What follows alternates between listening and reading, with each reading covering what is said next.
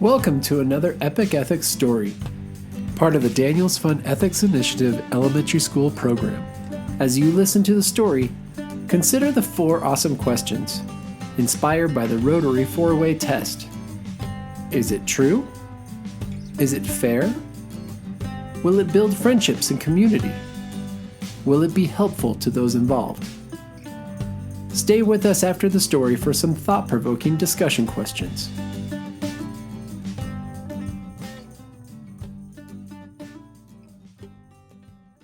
And now, Baba Yaga and Vasilisa the Fair, a Russian fairy tale.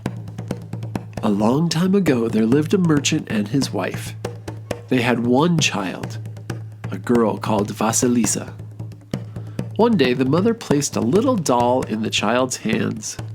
She said, "My child, I am dying. Take this doll as my blessing. Always keep it with you and never show it to anybody. If anything bad happens to you, give the doll food and ask her for guidance." Shortly afterward, the mother died. The merchant soon became lonely and decided to marry again. He married a widow he thought would be a good mother, but both she and her 2 daughters were envious of Vasilisa's beauty. They gave her heavy outdoor work to do, so she would grow thin and her face turn ugly in the wind and the sun. Despite this, Vasilisa became more beautiful every day. For each day she gave her doll food and asked for advice. Having finished eating, the doll would help with the tasks and even bring Vasilisa herbs to prevent sunburn. As the years passed, Vasilisa grew even more beautiful as her stepmother's hatred of her intensified. Then, whilst Vasilisa's father was away on business, the stepmother moved the family to the edge of a dense birch forest. This was not just any birch forest, for in this forest lived the terrifying witch, Baba Yaga, a witch who ate people like others ate chicken. Every day the stepmother sent Vasilisa into the forest, but the girl always returned safe and sound with the guidance of her magic doll. Then one night the stepmother crept around the house and extinguished all the candles. As the last candle failed, she said in a loud voice, "It's impossible to finish our work in the darkness.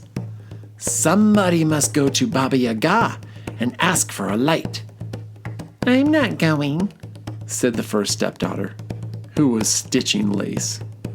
"I can see my needle."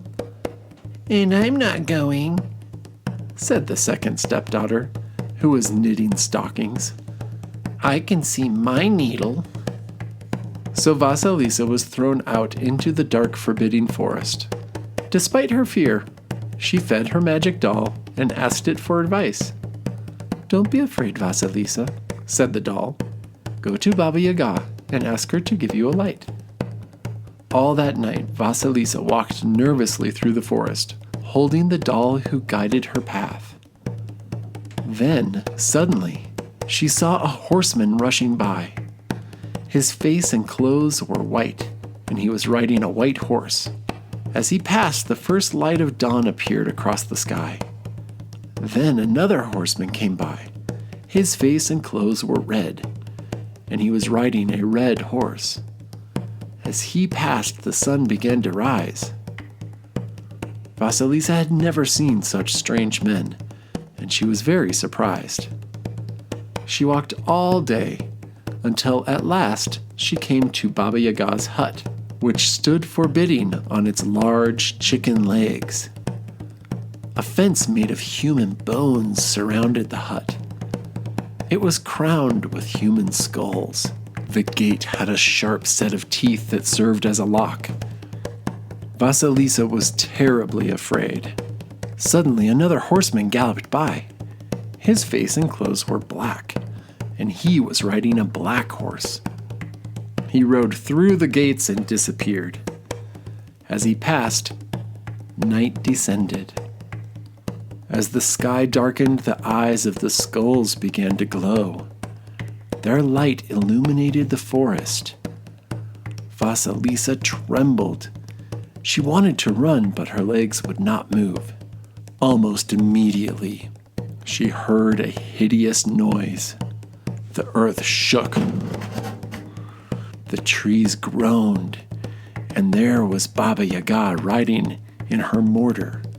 She stopped and sniffed the air. "I smell a human," she cried. "Who's here?" Vasilisa stepped forward, trembling with fear. She said, "I am Vasilisa. My stepmother sent me to you to ask for a light." "I know of her," Baba Yaga replied. "Stay with me for a while. If you work well, I will give you light. If you do not, I will cook you and eat you." Baba Yaga commanded the gates to open and rode in. Vasilisa followed, and the gates closed fast behind her. As they entered the hut, Baba Yaga ordered Vasilisa to bring her what was on the stove. There was enough food to feed 10 men. Baba Yaga ate and drank everything. She left Vasilisa nothing but a crust of bread. "I'm tired," Baba Yaga said. "Tomorrow, Vasilisa, you must clean the yard, sweep the hut, cook the supper, and wash the linen. Then," she added, "you must go to the corn bin and separate seed by seed the mildewed corn from the good corn, and mind that you remove all the black bits. If you don't complete these tasks, I will eat you." Soon Baba Yaga started snoring. Her long nose rattled against the roof of the hut. Vasilisa took her doll out of her pocket, gave it a crust of bread, and said, "Please help me. Baba Yaga has given me an impossible task to do, and if I fail, she will eat me." The doll replied, "Don't be afraid, Vasilisa. Eat your supper and go to bed. Mornings are wiser than the evenings." Although Vasilisa woke up early the next morning, Baba Yaga was already up. Vasilisa went to the corn bin and found the doll picking out the last black bits. The other tasks were also fulfilled. The doll said, "All you have to do now is prepare the supper, and after that, you can rest." Vasilisa thanked the doll and went to prepare the supper. She cooked the food, laid the table, and waited. As the skull's eyes began to shine, the trees groaned, the earth trembled, and there was Baba Yaga. "Have you done what I told you?" she asked Vasilisa. "See for yourself," replied the girl. Baba Yaga was very upset, for she wanted to eat the girl. But the tasks were all completed. Hiding her anger, she said, "Very good," and then cried loudly, "My faithful servants, grind the wheat." From nowhere, 3 pairs of hands appeared. They took the wheat and vanished. Baba Yaga ate the supper and said to Vasilisa, "Tomorrow you must do the same tasks, and then you must go to the storeroom and sort out the dirt from the poppy seeds." The next morning, Baba Yaga again rode off on her mortar. Vasilisa, with the help of her doll, finished the tasks. In the evening, the old woman came back and checked everything over. 3 pairs of hands appeared. They took the bin of poppy seeds and vanished. Baba Yaga sat down to eat. "Why," she said, "do you sit there so quiet and still?" "I'm afraid to speak," said Vasilisa. "Would you mind if I asked you some questions?" "Ask if you want. said Baba Yaga. But remember that not every question has a good answer. Vasilisa hesitated. It's just that on my way here, I saw a white horseman. Who was he? That was my bright day, answered Baba Yaga. Vasilisa continued. Then I saw a red horseman. Who was he? That was my red sun, answered Baba Yaga. And then a black horseman overtook me whilst I was standing outside your gate. Who was he? That was my black midnight, answered Baba Yaga. These horsemen are my faithful servants. Have you any further questions? Vasilisa remembered 3 pairs of hands but remained quiet. Now I have a question for you. How have you managed to carry out all the work so quickly? Vasilisa replied, My mother's blessing helped me. I knew it, said Baba Yaga. You'd better be gone. I will not have people with blessings in my house. With that, the old woman pushed Vasilisa out of the hut and through the gate. Then she took one of the skulls, stuck it on the end of a stick, and gave it to the girl, saying, Here's a light for your stepmother and her daughters. That's what you came for, isn't it? She walked all day, and by evening she reached her home. As she approached the gates, she was about to throw away the skull, but suddenly she heard a muffled voice say, You must keep me. Your stepmother and her daughters have need of me. The girl carried the skull into the house. As she entered, the skull fixed its eyes on the stepmother and her 2 daughters. Its eyes burnt them like fire. They tried to hide, but the piercing eyes followed them and never let them out of their sight.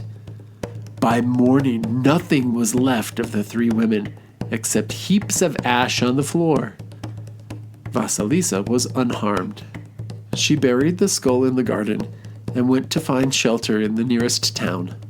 Here she lodged with an old woman. One day the old woman gave Vasilisa some flax.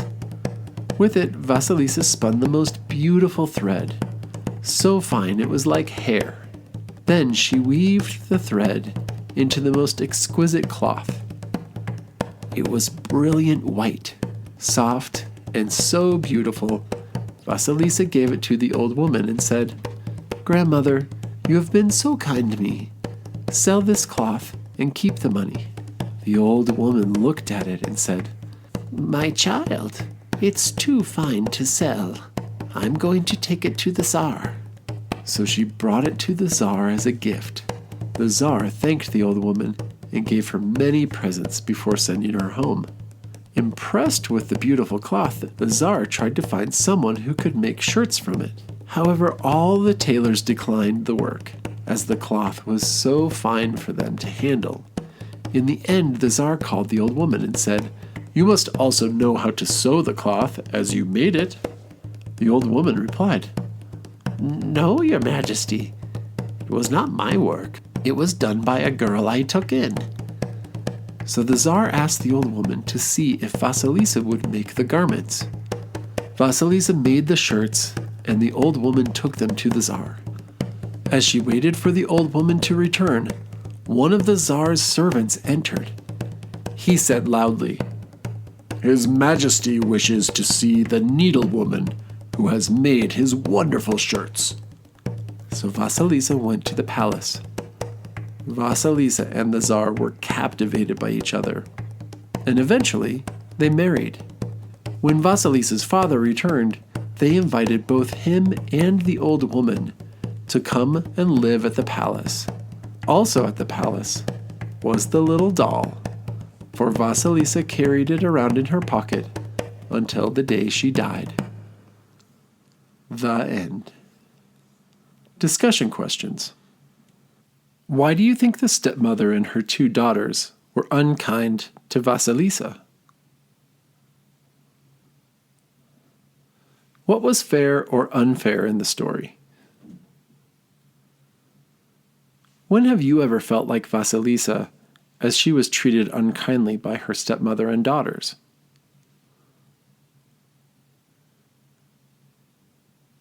How is it, do you think, that Baba Yaga knows of the stepmother? When you see someone being treated unkindly, how does it make you feel? What part of the story impacted you the most, and why? Why do you think Vasilisa decided not to ask Baba Yaga about the 3 pairs of hands? How does this story suggest we should treat each other?